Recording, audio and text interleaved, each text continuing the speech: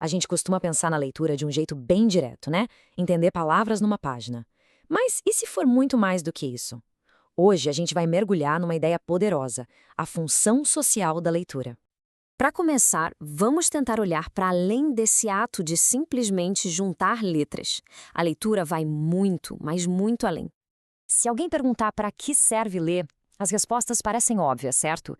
Para aprender, se informar, se divertir. Tudo isso é verdade, claro. Mas e se a verdadeira função da leitura for algo muito mais profundo, mais coletivo do que a gente imagina? Pois é, a verdade é que ler não é só decodificar um texto. É uma atividade que nos conecta, que cria pontes e que tem um impacto que vai muito além da experiência individual de cada um. E é justamente aí que a gente chega no coração da nossa conversa. Vamos entender a leitura não como um ato passivo de receber informação, mas como uma forma de ação no mundo.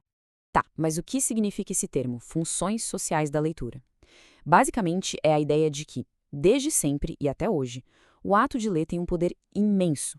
O poder de moldar a sociedade, de unir pessoas em comunidades e de ser um verdadeiro motor para a mudança.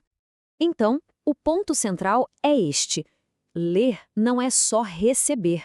É uma atividade que constrói laços entre as pessoas e que tem um potencial real de transformar a realidade em que a gente vive. E para essa ideia não ficar só na teoria, não existe exemplo melhor para ilustrar isso do que o do educador brasileiro Paulo Freire.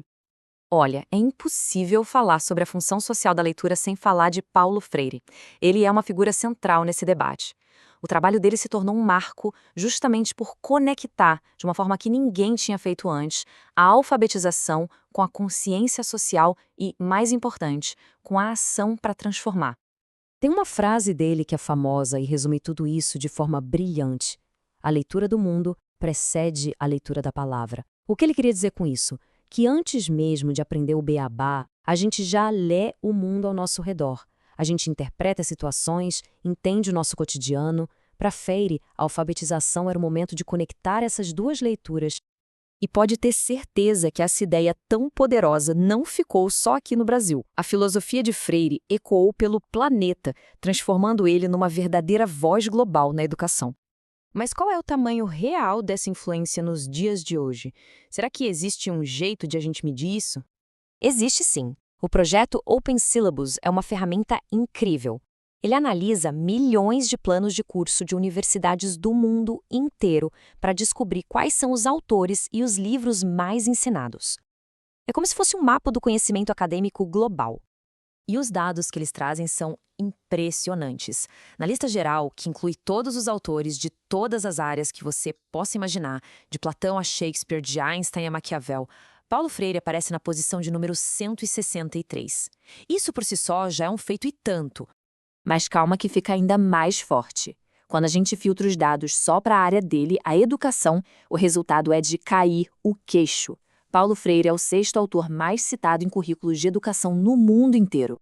Vamos parar e pensar no que isso significa. Ser o sexto autor mais fundamental na formação de educadores em todo o planeta. Isso mostra que a obra dele não é apenas um clássico.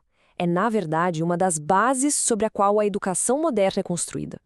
Então, vamos amarrar todas essas pontas. A ideia de que ler é, de fato, uma forma de mudar o mundo. O legado de Freire, no fundo, nos mostra um caminho em 3 passos. Primeiro, a gente aprende a decodificar as palavras. Depois, a gente usa essa habilidade para entender o mundo de forma crítica. E, por fim, o passo mais importante, a gente usa esse entendimento para agir e transformar essa realidade. A conclusão, então, é muito clara. A leitura vai muito além de consumir conteúdo. Ela é uma ferramenta poderosa para a gente participar ativamente da construção do mundo em que a gente quer viver. E isso tudo nos deixa com uma última pergunta para a gente refletir. A leitura de cada um, as escolhas de leitura que a gente faz, que mundo ela está ajudando a construir?